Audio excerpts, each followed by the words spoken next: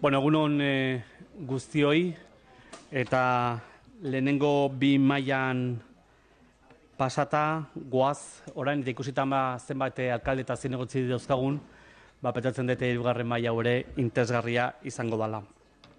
La nueva Ley de Instituciones Locales de Euskadi, ley aprobado recientemente en el Parlamento, lo he dicho al principio y en la apertura institucional, la importancia de la ley y en este sentido también, en la parte que me toca hablar de la Casa, de la Diputación Foral de Guipúzcoa, insistir en la satisfacción que ha supuesto y en el trabajo que han hecho también nuestros antecesores, ¿no? Además, hoy mismo aquí ahora me estoy dando cuenta que ya tenemos dos diputados, exdiputados de la misma área en la que yo ahora presido. Insistir, por tanto, mis felicitaciones al trabajo realizado hasta la fecha y en lo que supone la nueva ley.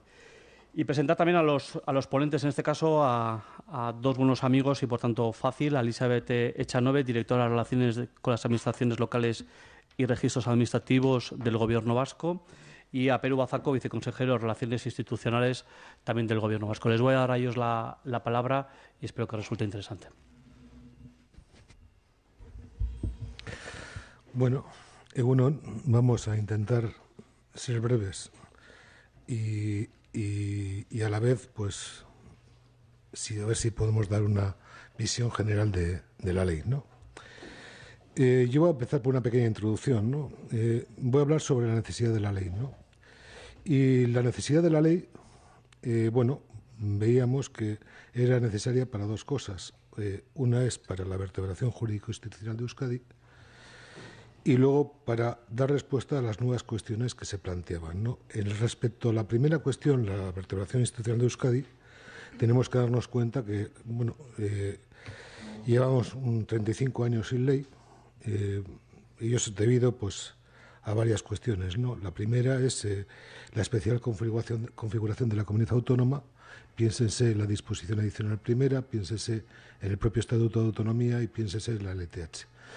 Y luego que la legislación básica era intrusiva y en las competencias exclusivas de la comunidad, en el artículo 10.4, ¿no? Con lo cual tenías muy poco espacio entre la Ley de Territorios Históricos y la legislación básica estatal para desarrollar un proyecto de ley. Además de eso, o de ello, estaban en confrontación por lo menos dos visiones. Puede haber más, pero por lo menos dos. La foralista y la municipalista. Entonces, bueno, eso hacía imposible conectar intereses a efectos de sacar una ley, ¿no? Y luego, la existencia de regulaciones parciales hacía que realmente los ayuntamientos tuvieran relativa poca necesidad de la ley, pues porque, bueno, pues había legislación sobre presupuesto, sobre contabilidad, sobre fusión, sobre decisión, sobre varios temas municipales y, sobre todo, había dinero. Y como había dinero y había una regulación y la legislación estatal, pues bueno, en el tema organizativo les dejaba amplios márgenes de maniobra, pues tampoco había una excesiva necesidad. Bueno, a todo ello se añaden nuevas cuestiones, ¿no? Y me estoy refiriendo a reformas legales y constitucionales, me estoy refiriendo al 135 de la Constitución y a la Ley de Estabilidad Presupuestaria. Y luego a ideas fuerza que han irrumpido, quiero decir, más que interrumpido, que igual también, pero bueno, irrumpido en toda esta temporada, ¿no? Este espacio temporal, ¿no? Que son las de participación ciudadana, transparencia y buen gobierno, la reivindicación de los municipios en participar en el Consejo Vasco de Finanzas, luego está evidentemente la Carta Europea de Autonomía Local, luego una para dentro de la comunidad autónoma, un tema que es importante y que no está en la filmina, son las bases que aprobó Eudel en el año 2010 para realizar una nueva ley municipal, y luego la aprobación del ARSAL. La aprobación del ARSAL ha sido, yo creo que, un tema definitivo para el desarrollo de la ley.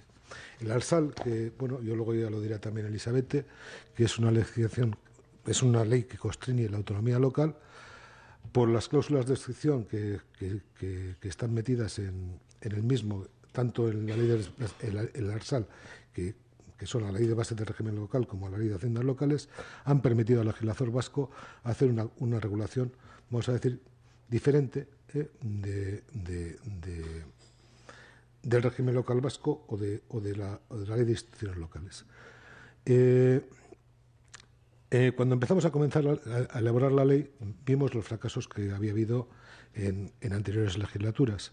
Y entonces nos dimos cuenta enseguida que se necesitaba un doble acuerdo, un acuerdo institucional y un acuerdo político. El acuerdo institucional se trabajó a través del Consejo Vasco de Finanzas, perdón, del Consejo Municipal de Euskadi, Consejo Municipal de Euskadi, que era un órgano que estaba ahí relegado cogiendo polvo y que desde el año 98 no se había convocado en 99. Yo creo que el que aprobó, el director de Administración Local que aprobó, está aquí presente con nosotros, que es Íñigo Aranderán, el que promovió el proyecto del Consejo Municipal de Euskadi. Pero como somos viejos, pues nos acordamos de él y era el órgano que estaba previsto para que hiciera esto. Y convocamos el Consejo Municipal de Euskadi. Y entonces, bueno, en el Consejo Municipal de Euskadi tuvimos una primera sesión bastante animada, pero en la cual salió una decisión que era hacer una mesa de trabajo y en la cual en 5 sesiones se fue pasando todo lo que era el borrador del anteproyecto de ley y se fueron llegando a consensos con las 3 diputaciones y con la Asociación Municipal de Municipios Vascos. Ese proyecto, y aquí sí quiero decir, pues, y también quiero hacer mención a las 3 diputaciones y a Eudel, porque habiendo repartido todo el proyecto en manos de las 3 instituciones más Eudel, no hubo una filtración del documento y se pudo trabajar realmente como se tiene que trabajar en un grupo de trabajo, o sea, es decir, pues trabajando y llegando a acuerdos. Y luego, aprobado el anteproyecto por parte del consejero, y en el periodo de alegaciones, entre julio y agosto del 2014, se hizo una presentación a todos los grupos políticos de la Cámara, con representación parlamentaria. El acuerdo político se hace cuando el proyecto va a la Cámara, que se lleva a la Cámara, se presenta en la Cámara el 11 del 2014, y se procede al estudio, se procede al estudio de enmiendas, lo estoy diciendo rápido. Y en la Cámara, pues pasa un tiempo razonable, ¿no? Razonable entre comparecencias, no comparecencias, ¿cómo se llama esto? Ampliación de plazo de enmiendas, no ampliación de plazo de enmiendas, total. Que del 11 del 2014 las enmiendas finalizan hacia el 1 de julio del 2015. Entonces es un plazo razonable de tiempo.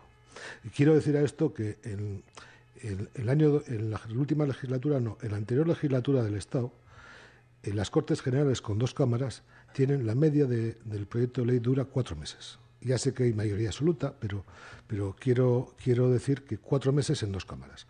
Aquí hemos estado desde el 11 del 2014 hasta el 7 de abril del 2016. Se procede, finalizado el periodo de enmiendas, se procede al estudio de las mismas y se constata la imposibilidad técnica política de llegar a un acuerdo con el PSOE, porque algunas de las enmiendas puestas por el PSOE pues realmente era una enmienda de totalidad, aunque eran unas enmiendas parciales. Cuestionaban todo el sistema de financiación, cuestionaban el papel de las instituciones forales y evidentemente esto. Y en cambio, analizadas las enmiendas de Bildu, se ajustan más al proyecto de ley, se ajustaba mucho más al esquema y al espíritu del proyecto de ley, y se trabaja con Bildu y se comunica al PSOE. Se comunica al PSOE las enmiendas que se va a trabajar con Bildu. Con todo se quiere intentar el mayor consenso posible, y se intenta también trabajar con el PSOE y con Bildu a la vez. Se transan las enmiendas con todos los grupos parlamentarios y se presentan las que se aceptan transadas el 21 de noviembre. Hasta febrero del 2016 no tenemos respuesta ni del PSOE ni del PP. Relevancia de la ley. Relevancia de la ley, pues como digo en la primera frase, hablar de que una ley que ha tardado 35 años en aprobarse, decir que es relevante, creo que está mismo. Yo creo que la relevancia de la ley, independientemente de que sea buena o mala, que eso lo dirá la doctrina, yo creo que la importancia y la relevancia es el pacto conseguido, ¿no? el pacto conseguido después de 35 años. El primer proyecto, el anteproyecto de ley que se presenta al Gobierno en el año 86, lo presento yo como director de Administración Local y luego se disuelve el Gobierno. Y no sé si es por el anteproyecto o por lo que sea, pero desde esa fecha hasta la aprobación realmente, ha pasado mucho tiempo. Bueno, esta ley, pues, ¿qué relevancia tiene? Pues, a juicio del órgano impulsor, de los que somos Elizabeth y yo, pues que tiene un diseño propio. El ARSAL nos ha permitido que si el régimen local tiene muchas más cosas, pero si el régimen local fundamentalmente es financiación y es competencias, ahora hay una sentencia del Tribunal Constitucional de marzo del 2016, parece que el Tribunal Constitucional va a interpretar favorablemente para los intereses de las comunidades autónomas la competencia que tienen estas sobre materia de régimen local, sobre sus competencias, ¿no? Pero eso no estaba claro en la aprobación del ARSAL, no estaba nada claro porque además de eso, además de lo que dice el 25.2 del ARSAL, está los dos dictámenes del Consejo de Estado, uno al propio anteproyecto del ARSAL y otro al recurso al constitucional del recurso sobre autonomía local, en las cuales lo que les dice el Consejo de Estado es que las comunidades autónomas no pueden ejercitar su competencia si lo tienen prohibido por la legislación básica del Estado, ejercitarla en traspasársela a los ayuntamientos. Eso es lo que dice el Consejo de Estado, y parece que el Tribunal Constitucional ha dado vuelta a esa sentencia. Pero todavía quedan 12 sentencias más, me parece, que para poder entrar, o sea que veremos lo que pasa. Bueno, aquí lo que sí es verdad que es que las cláusulas de excepción puestas en el ARSAL nos dan pie para jugar con esto. Y entonces aquí no tenemos duda. No tenemos duda e intentamos hacer pues este diseño propio, regulando tanto financiación como competencias. Es núcleo duro de la institucionalización de Euskadi, es semejante, yo creo que tiene el mismo valor que la LTH, porque culmina la vertebración de Euskadi y de la arquitectura, en su arquitectura institucional, ¿no? Entonces, yo creo que esta ley complementa y se tiene que estudiar a la vez que la LTH, porque si no veríamos que pues igual lleva sin sentidos, ¿no? Se tienen que complementar las interpretaciones. Y es una ley integral. Es una ley integral, y ¿qué quiero decir con esto? Pues que regula competencias, facultades del municipio, regula la financiación municipal y regula la inserción del municipio en la estructura jurídico-institucional del autogobierno a través de las funciones que se le atribuyen el Consejo de Políticas Públicas Locales, la Comisión de Gobiernos Locales y el Consejo Vasco de Finanzas.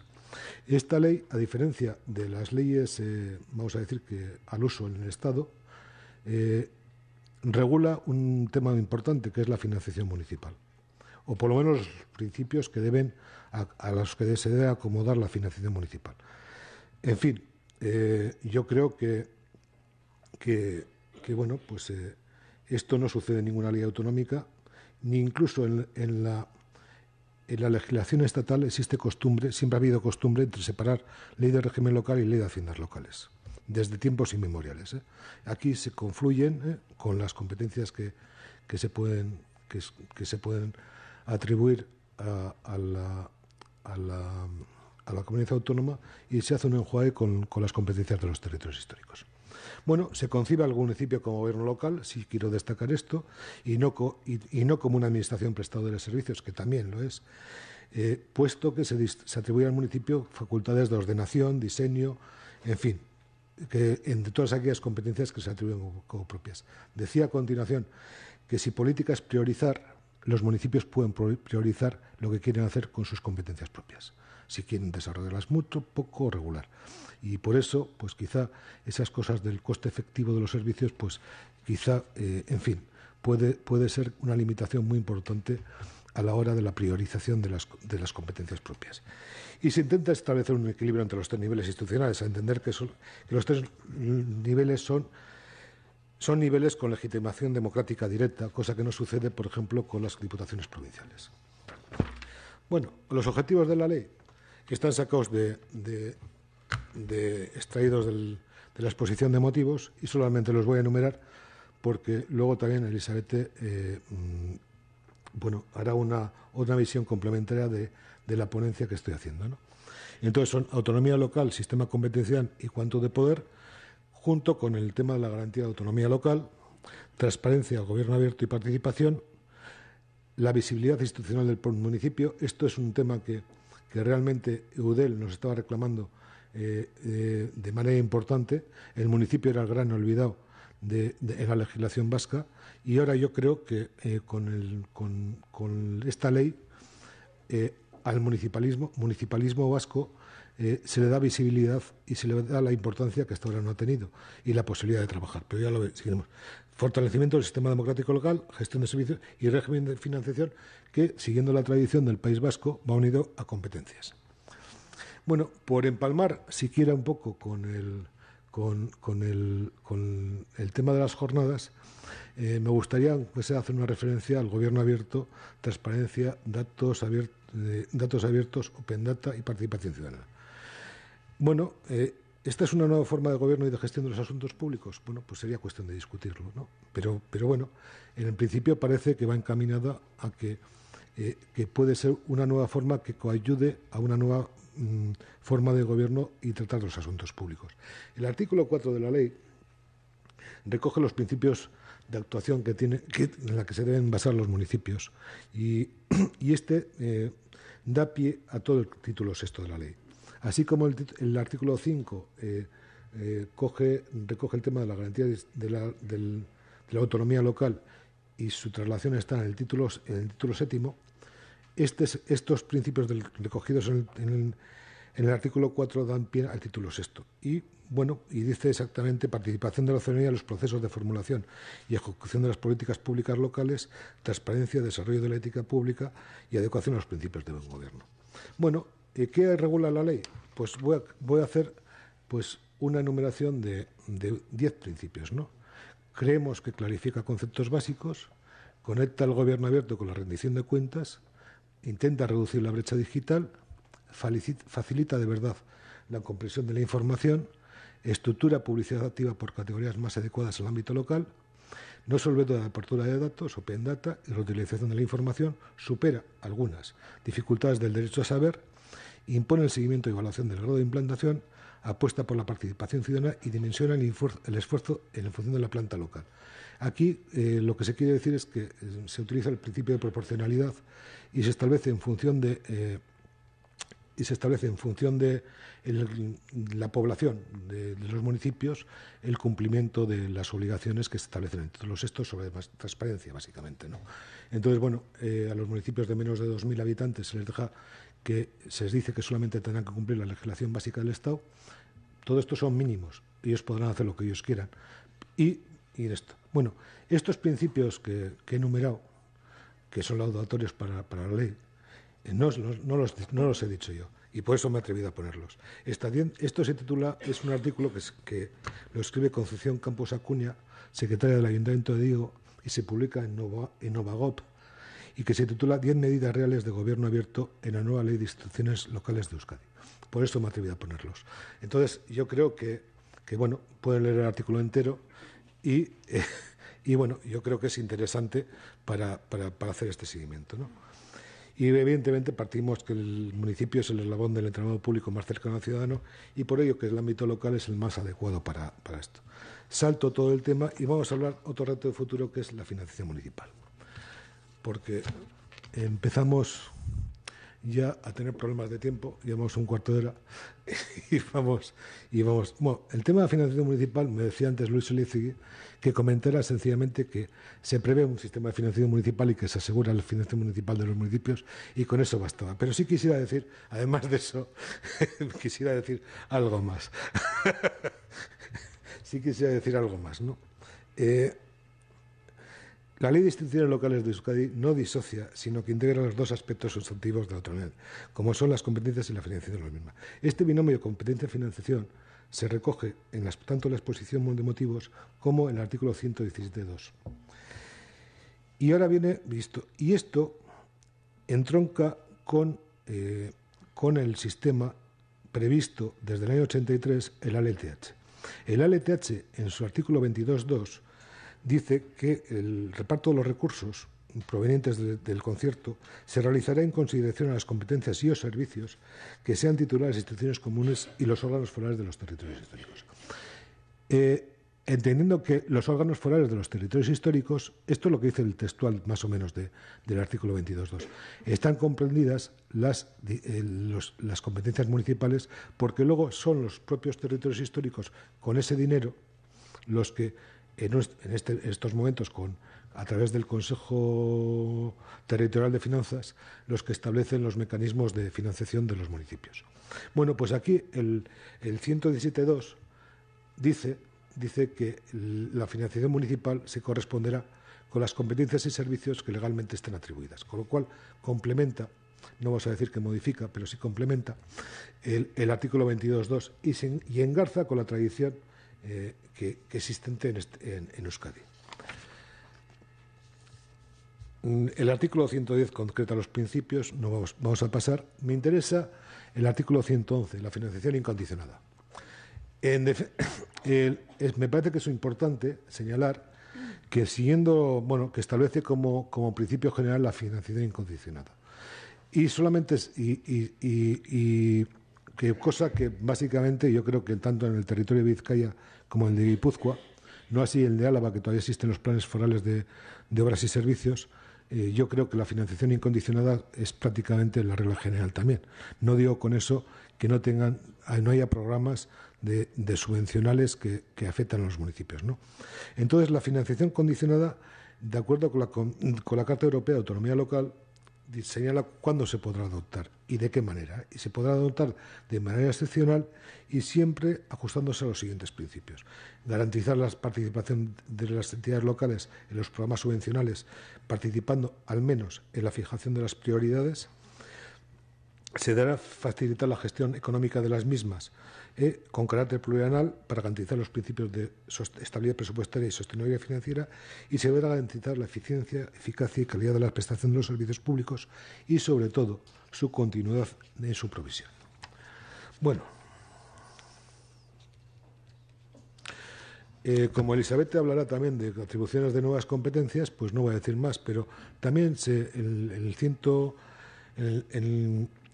en la ley se establecen los mecanismos para las nuevas competencias. Luego esto lo voy a dejar aquí para que la Diputación haga con ello lo que quiera. Si quiere repartirlo, que lo reparte, si no, que lo borre del ordenador y ya está. Y dicho esto, financiación municipal, modelos de financiación municipal. La ley podría haber seguido dos modelos. Uno, que es el modelo externo, que es el modelo del concierto, el del cupo, que es de riesgo unilateral, que independientemente, lo que recaudes, tú pagas las competencias no asumidas por parte del Estado, y el modelo interno, que es el de la ley de las exportaciones o de las normas forales de financiación municipal, que es el de riesgo compartido. Esto habitualmente ha salido bien para los ayuntamientos. Hay veces, estamos en temporada, que está saliendo igual no tan bien, pero yo creo que es un modelo que ha dado sus frutos. Y yo creo que además es el más lógico, que si la recaudación es positiva y se incrementa, pues el modelo ganan todos, y cuando no hay dinero, pues no hay dinero. Y pierden todos. Y esto es así. Hay un tema que solamente lo voy a enumerar porque a los ayuntamientos esto no les importa o no les importa demasiado, pero es que el artículo 115 nos encontramos cuando la ley estaba en el Parlamento, y en julio de 2015, el 9 de julio del 2015, que el Tribunal Supremo anula la norma foral 5/2012 sobre el régimen presupuestario de la Diputación de Álava. Y entonces aprovechamos la ley municipal para que sin mucho porque la razón que daba el Tribunal Supremo era que no existía habilitación legal, de norma legal, de rango legal, para que la competencia de la Diputación estuviera reconocida. Pues bueno, aprovechando que el PSOE pasa por Valladolid y que estaba el texto ahí, pues se llegó a un acuerdo para meter el 115.3 y a partir de ahora, pues la Diputación también tiene competencia en esto, que por otra parte no es más que reconocer su trabajo de más de 30 años, porque eso también habría que ver qué hubiera supuesto eso, ¿no? Hubiera supuesto que una transferencia de personas y de medios al Gobierno vasco para seguir controlando, para controlar todo el régimen presupuestario de las que ha llevado durante 30 años las diputaciones, no parece que tenía demasiado sentido. Bueno, pues, también es un tema que se arregló. Bueno, el artículo 118 se señala que la determinación de la participación en los fondos de la financiación municipal la hace cada territorio y es competencia de los órganos forales. El Consejo Vasco de Finanzas se dice en uno de los apartados que podrá dar recomendaciones de carácter fiscal, pero en el 118.5 se dice que el Consejo Vasco de Finanzas establecerá un nivel mínimo de participación municipal en los tributos concertados. El nivel mínimo de participación municipal me parece que la última vez fijado, me parece, estáis Sebas, que de esto sabe mucho más que yo, Sebas Zurutuza, es el 54,7%, me parece. Bueno, el modelo este está consolidado, da buenos resultados en comparación con el régimen común. Pensemos que los ayuntamientos de Euskadi, cuando antes del Arsal, que todo el mundo tenía las mismas competencias y todos ejercitaban las mismas competencias, recibían de los tributos concertados 2,3 veces más financiación que los de régimen común. Los resultados, evidentemente, son desiguales por cada territorio en función de la recaudación de cada uno de ellos, y cada territorio puede distribuirlos con las reglas de distribución que ellos quieran imponer. Y luego está el principio de riesgo compartido, que esto se aplica. Se señala, no voy a entrar, bueno, aparte de eso, están las diapositivas, está el régimen, o sea, están aquí en los temas en los que además de regular el 118, la participación de los municipios en el Consejo Vasco de Finanzas, bueno, pues están ahí puestos los temas que además de estos están aquí, ¿no? Entonces, bueno, el Consejo Vasco de Finanzas se introduce el elemento municipal, el nivel municipal, con tres representantes, y un tercio de ellos tiene que ser de municipios de pequeña población, que es de menos de 5.000 habitantes. Quiero decir que de 251 municipios, 192 son de pequeña población. Bueno, y luego están las disposiciones transitorias primera y segunda, que en estas la ley señala que se va a hacer un estudio económico de los tres niveles, de las competencias y servicios que prestan los tres niveles institucionales, ¿no? Bueno, supongo que esto tendrá su recorrido y se tendrá que llegar a acuerdos en cuanto a metodología, en cuanto a esto. Me parece que es un estudio complicado, pero bueno, en todo caso me parece necesario. Y luego están, que afectan al tema económico y a los ayuntamientos, la disposición transitoria séptima, euskaltegis y escuelas de música, y de la disposición transitoria octava, ayudas de emergencia social, que es el último acuerdo que llegamos entre Bildu y el grupo parlamentario de Bildu y el grupo parlamentario del Partido Nacionalista Vasco. Entonces, bueno, las escuelas de música, las euskaltegis municipales, se va a establecer una comisión que estudie el sistema. Ahí no hay dinero. En las escuelas de música, la gran reclamación municipal era que se pagara un 33%, el gobierno estaba más o menos por el 19% pagando, y en 3 años se ha decidido que el gobierno alcance el 33% del pago a las escuelas de música. No sé cómo lo harán, 455, 554, eso no me corresponde. Y luego están las ayudas de emergencia social. Las ayudas de emergencia social no se ha querido, no voy a entrar en el tema, pero luego si se quiere preguntar, que se pregunte, pero no se ha incidido en la regulación de las ayudas de emergencia social. Se superpone a la regulación de las ayudas de emergencia social. Las ayudas de emergencia social, y es lo que se dice en la disposición transitoria octava, pertenecen a un conjunto de la renta de garantía de ingresos, y se tiene que estudiar la renta de garantía de ingresos en su conjunto. Se puede pensar que lo que se ha comprado es tiempo para poder hacer el estudio. Pues algo de eso sí hay. El estudio se está puesto en marcha y lo que te comprometes es que más o menos tal como está escrito, en una duración de unos 3 años, el Gobierno pondrá pues unos dineros en función de la gestión que se haga por parte de los ayuntamientos en esto. Nos vamos a ceñir ya a los retos de futuro.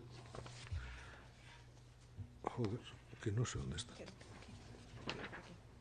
No está aquí. Bueno, retos de futuro. Bueno, se ha completado la vertebración institucional de Euskadi y esta ley responde a ella, pero responde a esa arquitectura institucional. Si hubiera otra arquitectura institucional, esta ley no respondería a esa nueva arquitectura institucional. Entiendo que habría que cambiarla. Esta ley exige, como seguiremos viendo, un trabajo conjunto de los 3 niveles institucionales.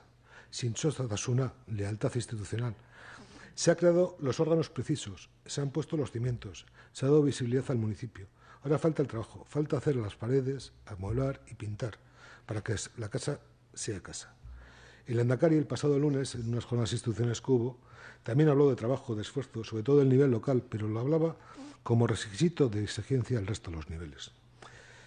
El municipalismo vasco tiene un gran reto, que la ley no se pare, que el Consejo Vasco de Políticas Públicas sirva para lo que se ha creado, que el Consejo de Gobiernos Locales, que luego hablará Elisabeth, que es el órgano que garantiza la autonomía local, funcione, que exija a los órganos forales la creación de sus órganos de participación, que el Consejo Vasco de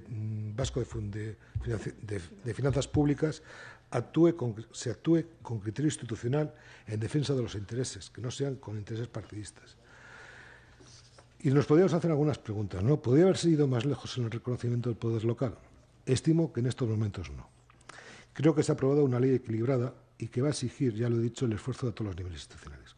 Los retos de futuro se encuentran precisamente en ello, en repensar el sistema en su conjunto. Y para ello se ha creado un órgano clave, el Consejo Vasco de Políticas Públicas Locales, que podría simplificar el entramado administrativo. Cantidad de leyes sectoriales prevén la participación de los 3 niveles institucionales y se crean consejos, consejillos.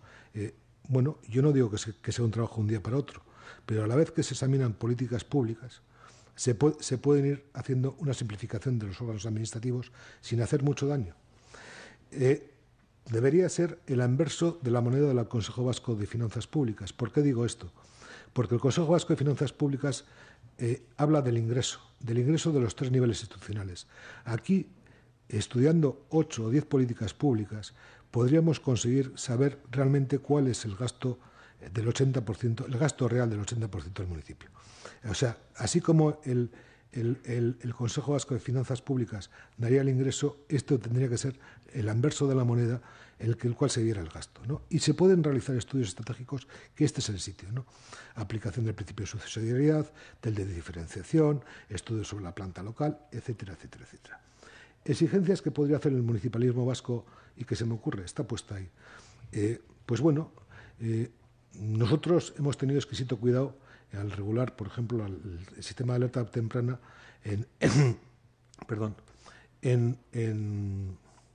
con los órganos forales de los territorios históricos.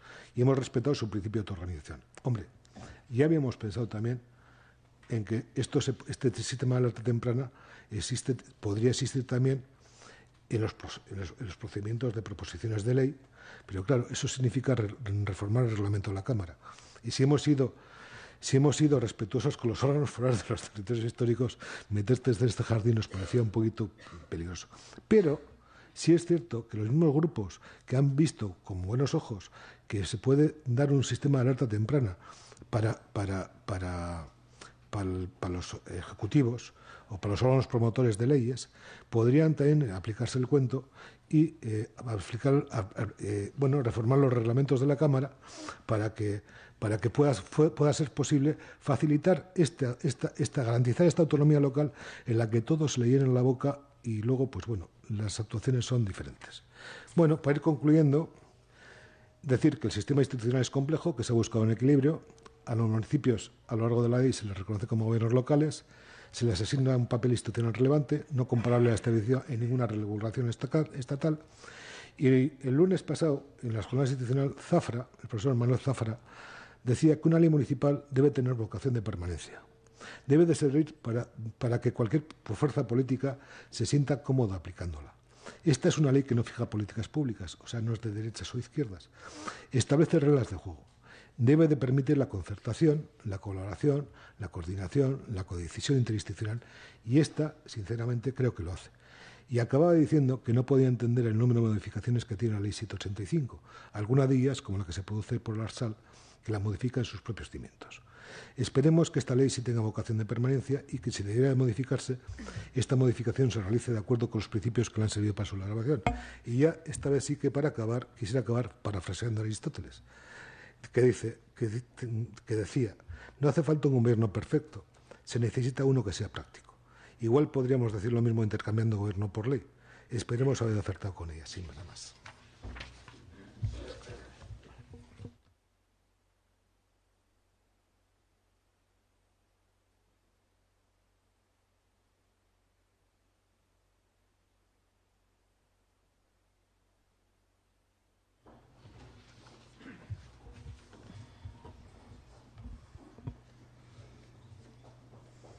Egunon, eguardion guztioi, mila esker, hemen bertaratu zareten Gipuzkoako alkate zinegotzi eta Gipuzkoako Foru Aldundiko foru diputatuari, mila esker, gonbidapenagatik, gainontzeko karguok eta lagunok, mila esker.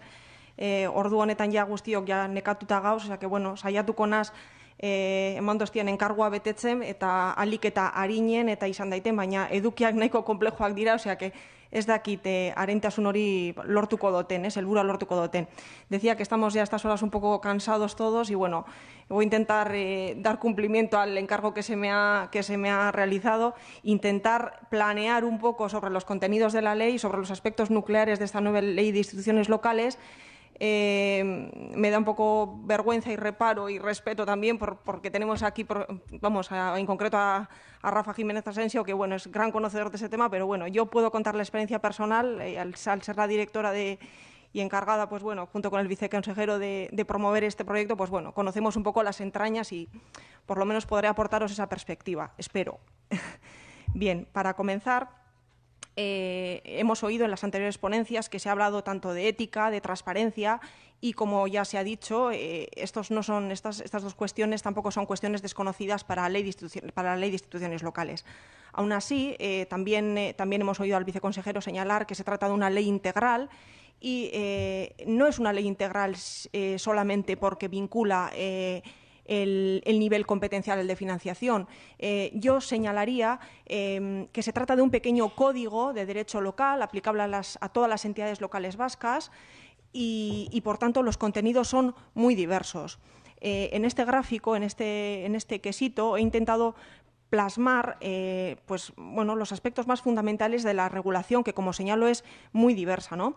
Tenemos apartados, el apartado relativo a la participación, al gobierno abierto, a la transparencia. Tenemos aspectos que versan sobre la organización municipal, donde tenemos el famoso artículo ya comentado, el artículo 35. Tenemos una regulación sobre el empleo público en el que se introduce una nueva figura, que son los directivos públicos profesionales.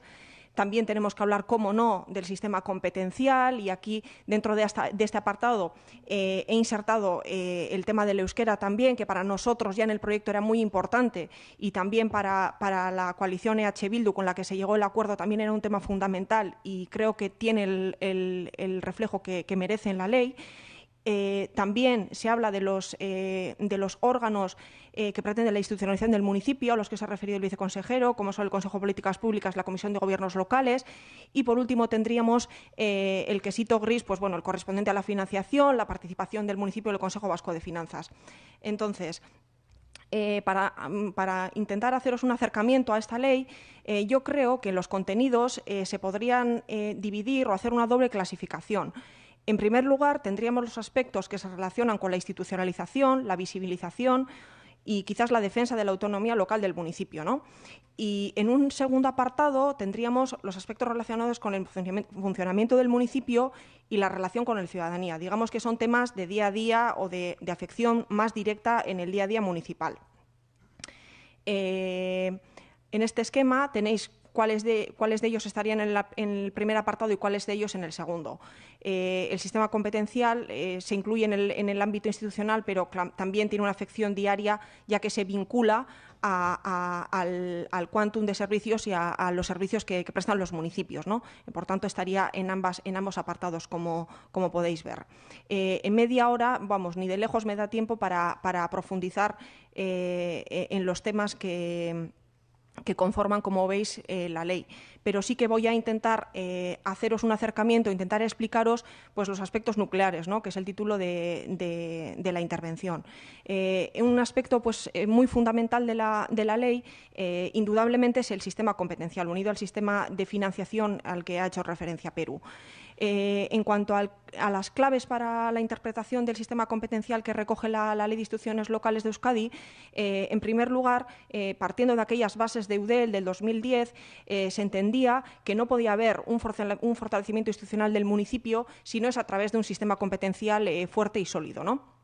Y la segunda de las claves para la interpretación del contenido del ámbito competencial, también tenemos que tener en cuenta que cuando se empiezan con las labores de redacción del proyecto de ley por parte del Gobierno, tiene lugar la reforma a la que ya se ha aludido, la reforma de la Ley de Bases y de otra normativa del ámbito local a través de la Ley de Racionalización y Sostenibilidad de Administración Local.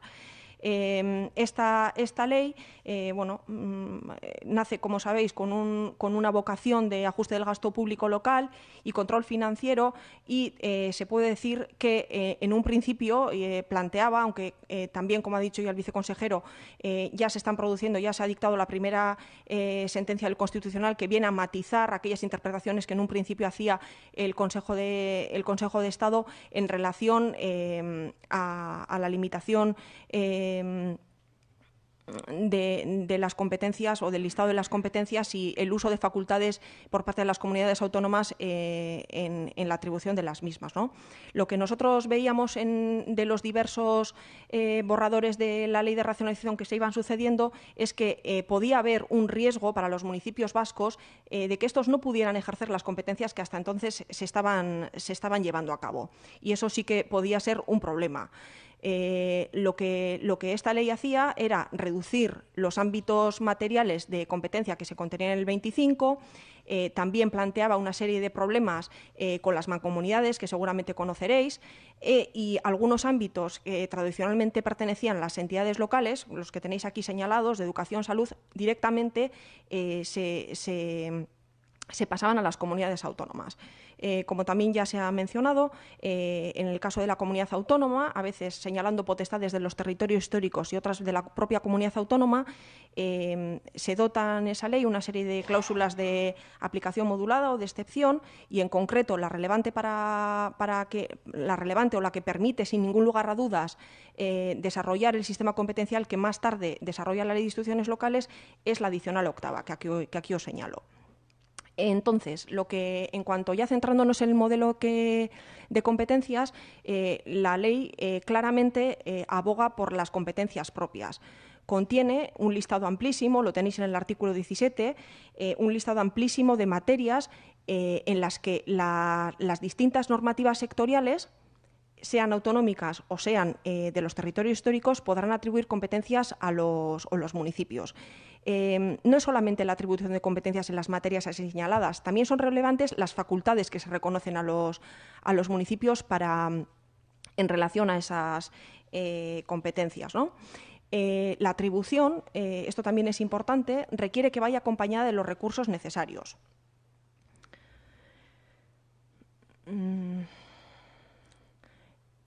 Como ya he señalado lo de los listados, es muy variado lo que allí se contiene, y lo que quería destacaros en este punto también es que sobre algunas de las materias que están señaladas ya existe normativa sectorial, es decir, los municipios ya tenéis competencias sobre algunos de los ámbitos. Lo que establece es la posibilidad de que, aun no habiendo normativa sectorial atributiva de competencias, los municipios puedan ejercer competencias sobre algunas de las materias. Esta es una limitación que venía señalándose la ley de racionalización, también producía problemas con las mancomunidades en este aspecto. Entonces, lo que algunos alcaldes me preguntaban un poco en el café, ¿y qué es lo que trae esta ley para los municipios? Pues bueno, que puedan seguir ejerciendo lo mismo que hacían hasta ahora, pues bueno, nosotros pensamos que es importante también, ¿no?, establecer un marco jurídico que dé seguridad a las mismas. Este marco competencial se defiende a través del mecanismo de alerta temprana que realiza la Comisión de Gobiernos Locales, a la que ya hemos hecho alusión también. Este mecanismo de alerta temprana es una comisión que está constituida enteramente por electos municipales que corresponderá nombrar a la asociación de mayor implantación de los municipios, ¿no? Y une directamente con el derecho que el artículo 5 reconoce a los municipios a participar activamente en la elaboración de normas de los distintos niveles de gobierno. No voy a incidir en este tema porque ya se ha señalado en la anterior intervención por parte de Perú. El segundo de los bloques a los que quería hacer referencia es el del tema del euskera. La regulación del euskera, sobre todo, tenía que resolver dos problemas. En primer lugar, teníamos el problema de la judicialización de la remisión de actas solo en euskera, ¿no? Aquí en Guipúzcoa es un problema muy, muy importante y bueno. Y el segundo era que por parte de la distinta jurisprudencia no se reconocían los municipios facultades en relación a la euskera, ni a la promoción, ni a la planificación. Bueno, este es el segundo. Entonces, la regulación sobre todo se contiene en los artículos 6 y 7, pero sí que hay más menciones a lo largo del texto legal, ¿no? Por ejemplo, en el artículo 25.9 o en el 36. Lo que el artículo 6, la relevancia de este artículo reside en que declara que el euskera es también lengua de servicio y de trabajo, ¿no? Se reconoce la validez jurídica de las actuaciones llevadas a cabo en euskera, al igual que las realizadas en castellano. Aquí el único límite es el derecho que tiene el ciudadano para elegir el idioma con el cual se quiere relacionar, el idioma en el que se quiere relacionar con el ciudadano. Este artículo también señala los documentos que podrán, atendiendo también a la reciente doctrina jurisprudencial en este sentido, señala claramente cuáles son los documentos, aunque no pienso que se trate de un listado numerus clausus. Estos documentos podrán redactarse en euskera y en este caso, pues bueno, tenemos aquí el derecho también de los concejales de alegar el desconocimiento del euskera válidamente como límite a este derecho. Se establece también una cuestión muy importante, dada pues la judicialización y la problemática que existió con la delegación del Gobierno en este punto. Se establece que la comunicación dentro de la comunidad autónoma con otras administraciones públicas podrá ser igual de válida en euskera que en castellano, ¿no? Y el artículo 7 viene a responder al segundo de los problemas a los que os hacía mención, ¿no?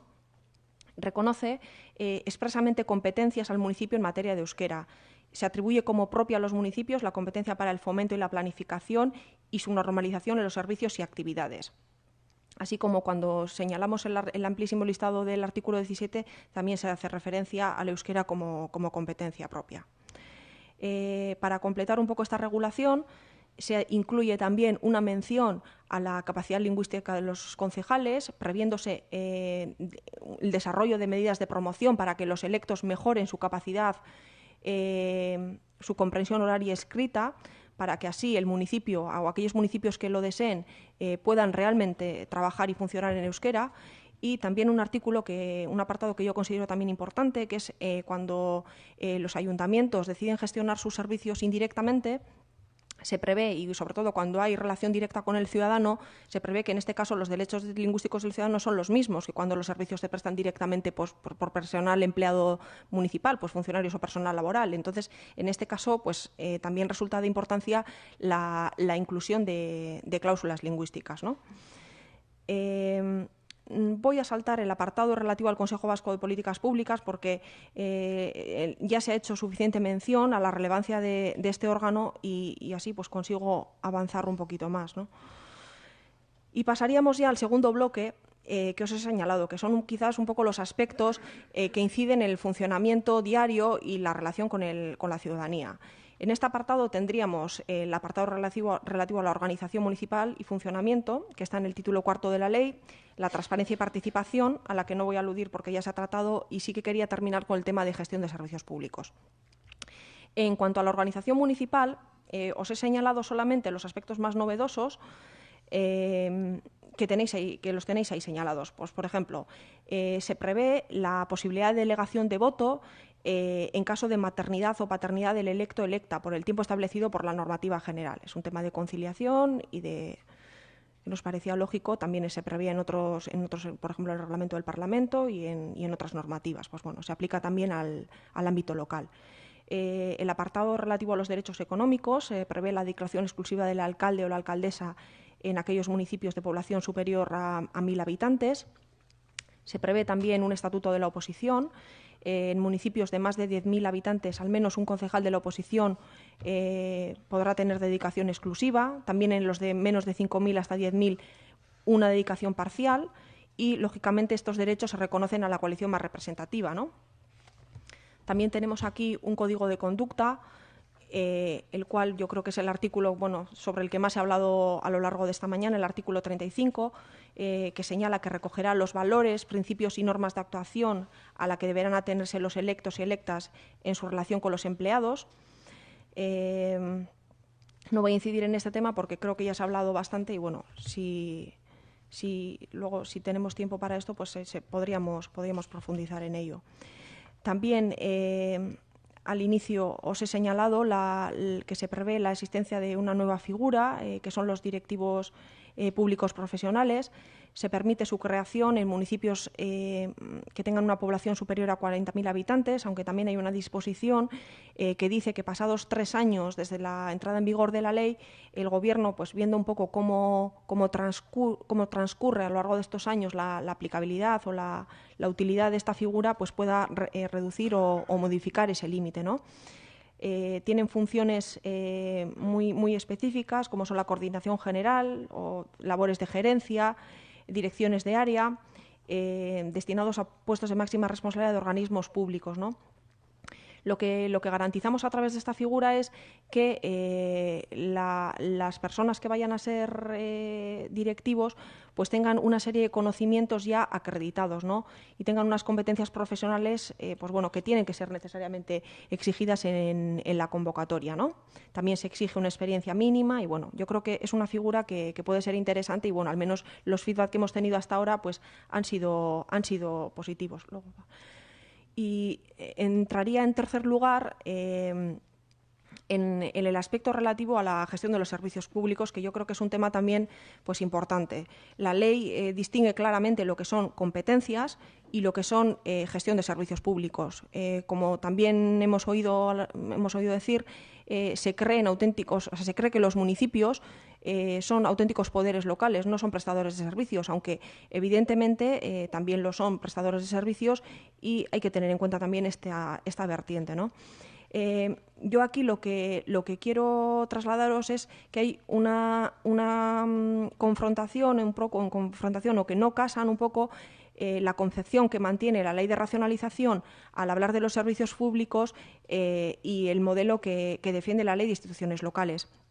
Después con la modificación introducida por la Ley de Racionalización, en el artículo 26, que aquí os indico, se establece que las diputaciones provinciales podrán coordinar los servicios, los esenciales que os señalo en la diapositiva, ¿no? Se establece esa coordinación, pensando pues que los municipios quizás no son capaces o no pueden hacerlo bien.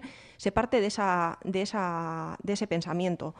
En cambio, la Ley de Instituciones Locales piensa que los protagonistas verdaderos en la prestación de los servicios pues son los municipios y se señala que prioritariamente son las entidades locales las prestadoras de servicios. Si ellos voluntariamente quieren unirse o prestar esos servicios mediante otras entidades de base asociativa, como pueden ser las mancomunidades o las cuadrillas en Álava, pues es posible, pero no se aboga de ningún modo por la coordinación que establece la ley de racionalización, que nos parece también un modelo pues poco respetuoso con la autonomía local. En este sentido, también querría destacar el artículo 97, que lo que establece es una serie de mecanismos para reforzar los supuestos en el que alguna diputación pues tuviera que llevar a cabo esa coordinación, ¿no? Dando relevancia al consentimiento del municipio y también señalándose también que en el caso de que finalmente llega a hacerse esta coordinación, el coste efectivo será repercutido a los municipios, pero la imposibilidad o la prohibición para la Diputación para que pueda modificar ese coste pues sin un previo consentimiento con el municipio, que es al final el que va a pagar ese servicio, ¿no?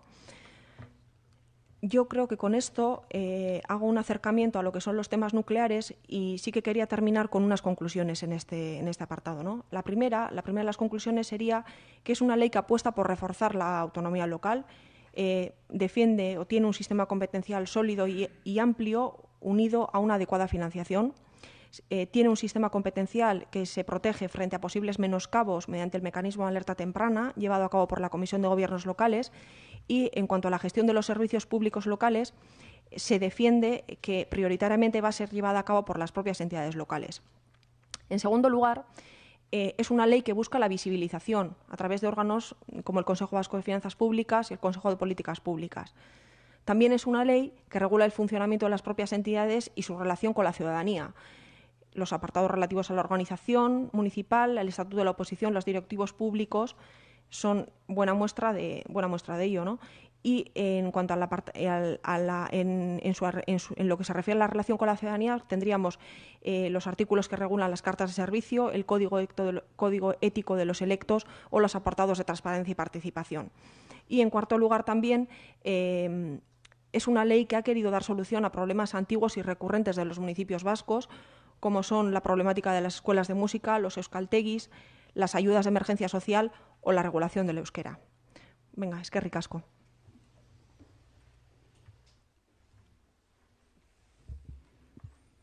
Bai, tiempo de preguntas, galderarik balin balego. Yo sí tengo una cuestión que me preocupa, que es el concepto de la alarma temprana. Alerta, perdón. Alerta, bueno, casi para mí es alarma. Ese sí que es un concepto que sí me gustaría que me aclararais, en la medida en que, bueno, creo que hace mención sobre los planes, normas en los que los ayuntamientos pueden verse, no sé si perjudicados, pero sí por lo menos reivindicar un papel. Entonces, esa cuestión sí que me gustaría que me aclararais. Bueno, el sistema de alerta temprana es, bueno, está incluido en la ley en estos momentos solamente para la actividad de la comunidad autónoma. Sí es verdad que eso no evita que se le haya reconocido un derecho al municipio a participar en todas las disposiciones normativas y planes de todas las administraciones públicas. Eso es el artículo 5. Pero ya en el anteproyecto, en la elaboración del proyecto, se vio que era mejor respetar la autoorganización, en este caso de las instituciones forales, recogida en el artículo 37 del Estatuto de Autonomía, y que fueran las propias instituciones forales las que regularan órganos de similares características para poder llevar a efecto lo mismo, ¿no? Creemos que no es un mecanismo que pueda entorpecer en demasía la labor cotidiana de las diputaciones ni del Ejecutivo vasco, porque en cualquier proceso normativo tienes el periodo de alegaciones, y que se puede buscar también que en ese mismo periodo se pueda buscar el llegar a un acuerdo con la institución correspondiente, ¿no?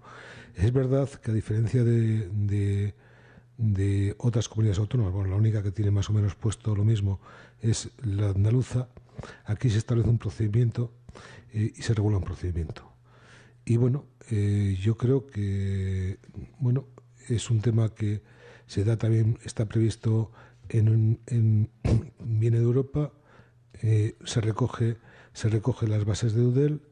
Yo creo que es un mecanismo que garantiza de una forma efectiva la autonomía local y que por primera vez pues bueno, los municipios tienen posibilidades de hablar como municipios como en el tema que corresponde. Bueno, además de eso, sí, pero bueno, las otras funciones del Consejo, no, la pregunta es la alerta temprana.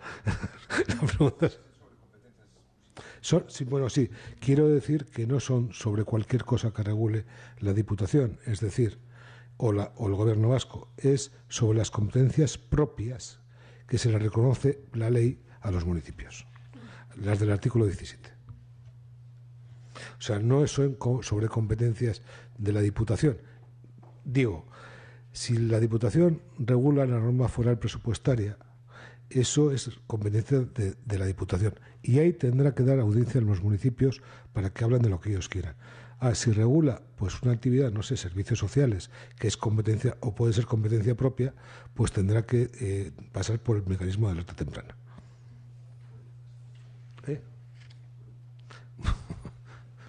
Bueno, puede si se crea y